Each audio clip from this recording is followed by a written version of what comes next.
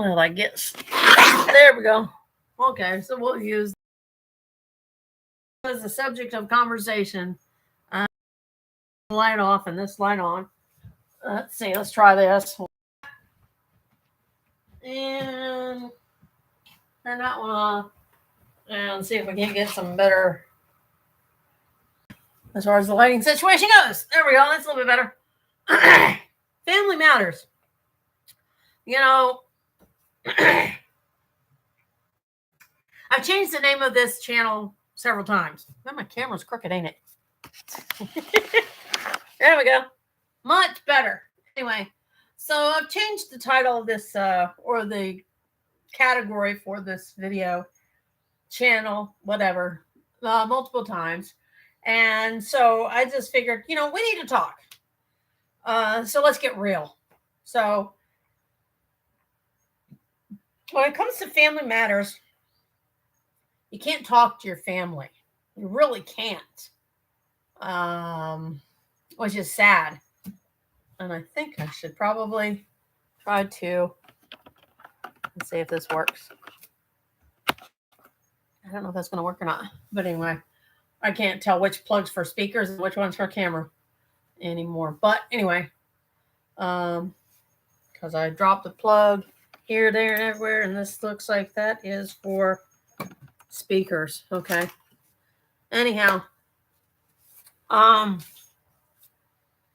it's interesting how when you have a family matter, basically a tragedy, okay? You have a death in the family. And you think you can depend on family to understand. So you're not unlike any other person in the world. We want to believe that. We really do want to believe that, okay, grandpa, dad, uncle, whoever has passed on, and I should be able to rely on my family. And now I come to find out that it's not really the case at all.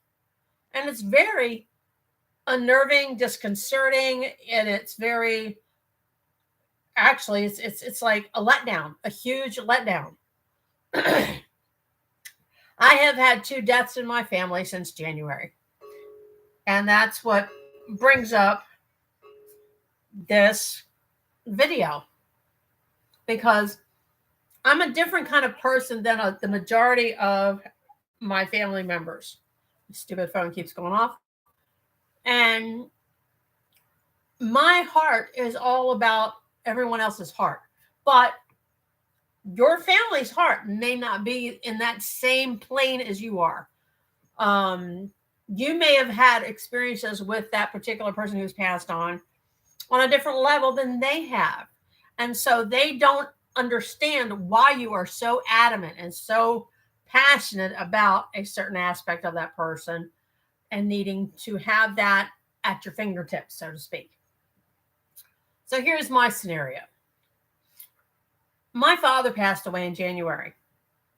And anyone who's lost a parent knows how devastating that is. It's initially the most huge state of denial you could ever imagine in your life.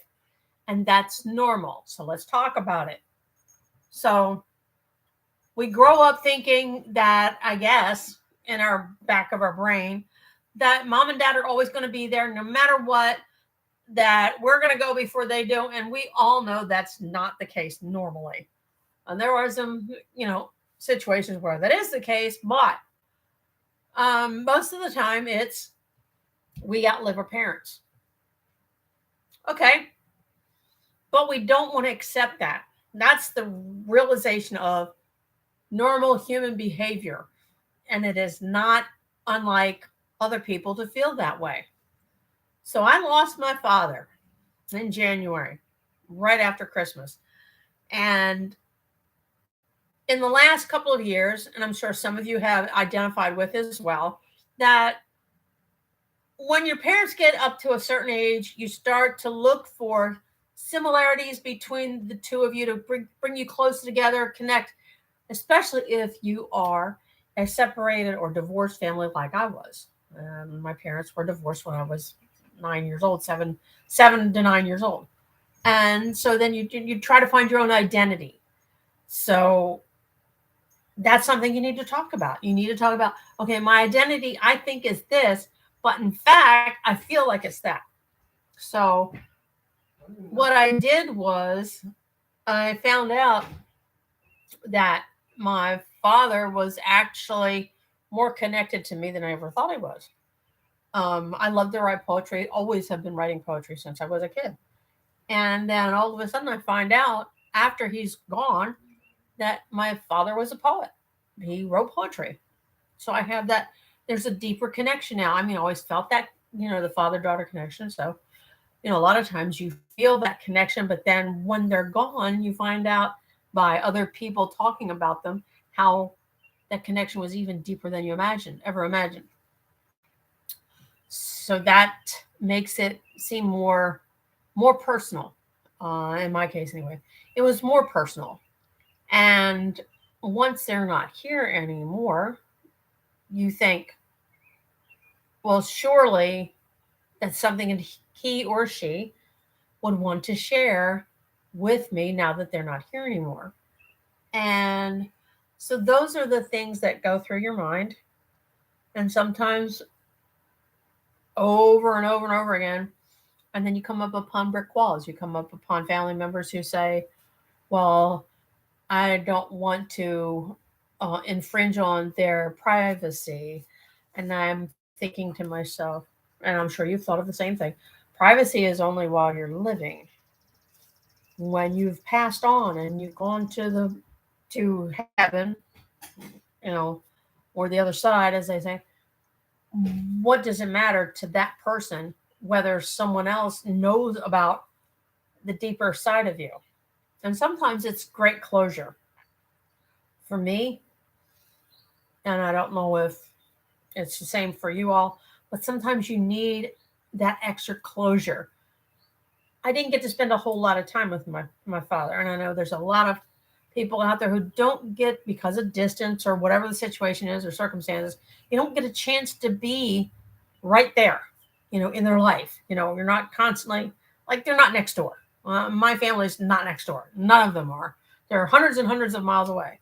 So when something happens from a distance and you've had that, the base of what I call foundation of a family uh, unit, when that foundation is shaken, rattled, and rolled and broken apart by a family member's passing, then you need that closure. I mean, some of us do, some don't, but I'm one of those ones that needs the closure.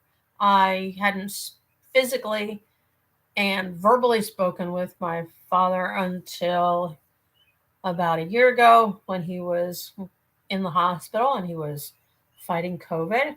He survived that. And then I get a call that he's no longer here. So it's like, okay. And the conversations that you have with a person in your life, loved one or otherwise, you know better than anyone what those conversations entailed. And pretty much, you can kind of surmise what they would so-called approve of or disapprove of you knowing about them or reading about them or whatever. And I'm an old soul. I grew up in the 70s, and one of the things in the 70s that and I wasn't a hippie, trust me, I was not a hippie. But I had hippie like tendencies. I wrote poetry, and I loved writing poetry, and I always have liked writing poetry. I love prose. I love lyrics to songs. When I listen to a song, I don't listen so much to the music, but I listen to the words. So when it was my father's funeral, I found out my father wrote poetry. I had no idea. He never said he did. And then I'm finding out something that he and I had in common. And as only normal is, you want to find how deep that connection is. And there's nothing wrong with that, unless you have a sibling that decides that there's something wrong with it. I wasn't there to go through my father's things because of the distance. I wasn't there to help my youngest sister sort through all the muck and the emotional stress that comes along with doing that. And I'm sure there are individuals out there who have had to deal with the same thing. You're over here, like on the West Coast, your family's on the East Coast, and it could be and you want to be there, but because of the way things are, you just can't. And then you have someone who is there and they take advantage of the fact that you can't be there, even though they make it sound like they're not taking advantage of it, but in your mind, you you feel they are taking advantage, and that's normal. I don't have any other way of describing it other than, it's that we feel like we're bad people if we can't be there after they're gone to be able to do the things that need to be done, and it's left on someone else's shoulder. And that's all well and good, but put the shoe on the other foot. And being the oldest of five, I always put the shoe on the other foot. And unfortunately, and sometimes fortunately, I guess, not everyone does that. They don't put the shoe on the other foot. And I don't blame myself. Don't blame yourself for not being able to be there. But you have to be brave enough to put your foot out there and say, hey, this is what type of relationship I had with my father or whoever in your family. And I know for a fact that it is not something against them or bad for me to know certain things. Knowing what my dad wrote in poems, even if the poems were to the love of his life, I knew she was the love of his life. And I mean, that was not a secret. That my father, he told me it was not a secret. So it's not against his wishes or in a light where it's bad for me to know what he wrote to her. She passed on several years ago. He was devastated by it, and now he's with her, and I'm very happy for him. Um, he's the one that told me that she was his first love before my own mother, and it's like I knew all of that. So why is something that he wrote so taboo for me to know what it is? And then you come into the sibling rivalry, power play thing that we all have to go through. And so that's really what the family matters is about. It's about you may know this facet of a family member, and the person who is keeping that information that you already know, they're keeping it from you because it puts power in their pocket. It's a really hard, bitter pill to swallow. It's hard to deal with. And all I can tell you is just pray about it, honestly, because we all know God doesn't like ugly. And when you have a situation where a family member is doing things that are wrong on the long-term level, you know darn right well that they shouldn't be holding information from you because you're a family member too. They're not just the only family member. And in my case, being the oldest, I should know this stuff firsthand anyway. And she should get it secondhand. But because she was there and close by, that's just how the dice rolls, so to speak. It doesn't make it easy. It's not easy to accept that role when you know that you're the first in line. The second one in line is now taking over information that you already knew and a little bit more.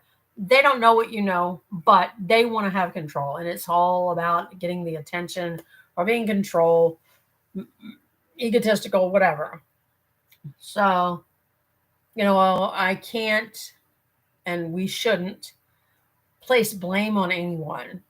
And I don't blame because I can see the planes. I can see where she can be feeling inferior. I don't feel superior. I never have. If the shoe were on the flip side, on the other foot, if I had the same access that she has had, and this just goes for any family member, if any family member has access to information about a loved one who's passed, if the shoe were flipped on the other side, wouldn't you think it'd be an even keel? It'd be across the board. And it's really difficult to try to get them on that same page that you're on. And that's why it matters. So that's why we're getting real here. We're getting real in the fact that you may have a family member who swears they know better but then they don't know your story. They don't know where you've been. They don't know what you experienced. They don't know the conversation that you've had with that person that's no longer here. And so the family that matters is the family that sticks on the same page together. In other words, you share what you know and you let them know that this is a fact, this is not some made up BS, and you try to work through it and you try to work from it. Um, I'll tell you the positions of siblings is really difficult in that if you're the oldest, there's a whole lot expected of you in there. I mean, I know that there's nobody out there that's going to disagree with me. When you're the oldest, you've got a whole lot more responsibility than the one next to you. And then you have the middle kid who doesn't know if they're supposed to have authority or not. And either they want to have it. And then you have the youngest ones who figure they're carefree and can do whatever. And then get mad when they're given responsibility. So, it's natural human nature.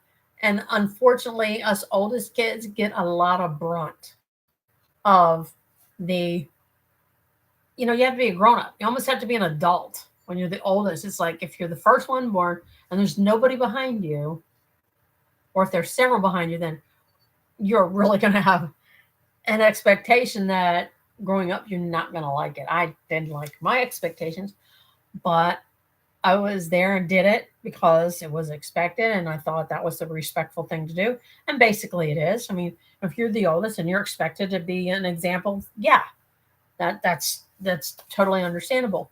But what I don't get is that after you get to be a certain age, that responsibility carries over to where when you're in your 20s and you have siblings in their teens and preteens, and all of a sudden you don't have a whole lot of your own rights, which you should, because now you're becoming closer to an adult, and they're supposed to learn those, and it doesn't happen because it takes the weight off of the parents in the picture, so to speak.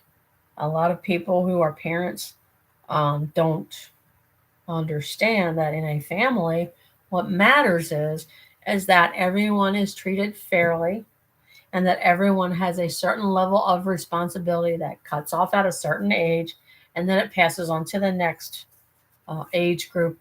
And that's where families fall apart, in my opinion. Um, I have all younger siblings. The expectation was for me to play a second parent in the home, and I took that responsibility seriously. Unfortunately, when you're put in that spot, your siblings that are younger don't accept it because they know you're not mom or you're not dad, whatever the situation may be. And so you're kind of stuck with it. So that's when you need to talk. And that's why I changed this to, you know, let's talk, you know. Um, it's just annoying, and hopefully through this series of family matters, that will be enlightening. This particular part I'm covering about loss of a loved one, and we can talk about sibling rivalry later on, but it's certainly not fair, and it's trying to compartmentalize everything and try to figure out what is right, what was wrong, and then deal with it or don't deal with it or figure out a solution cohesively with those involved. And so let's get real. I'm not going to sugarcoat anything. Let's get real on what really matters. Let's talk about it. Uh, Let me know what your feelings are on family relationships, because that's where our traumas start. And people will disagree with you, they'll disagree with me on that. But I'm sorry, my personal experience has been nobody coming from a dysfunctional family setting, and there's not one single that I can think of in the last I'll say, a couple of decades, it's had a functional family unit because of outside sources and environment and government and all that. But there's no such thing as a functional family. Everything's dysfunctional because of just the unequal playing field of everything. So let's get through the dysfunction. Let's talk about how to get through the dysfunction and how to make our own lives functional and how to deal with that. So that's why I want to say to you all, we need to talk. Lord knows we need to talk. There's too many people keeping it held up all inside and not talking about it. And let's get real. Let's get real in the sense of, yeah, I'm pissed off because mom did this. I'm pissed off because dad did this. I don't understand why they're doing this. And let's work it through together. And so if you haven't subscribed already, please do. I am at the point of where I just don't get why family can do such ugly things to one another, and let's work it out together. Okay? So we need to talk and we need to get real. God bless you all for watching, and please come back, like, share, subscribe, tell all your friends. There's a place where you can use as a venue to talk it out and to get it out in the open for once. And I thank you for your time. Amen. And thank you, Lord, for the world we live in.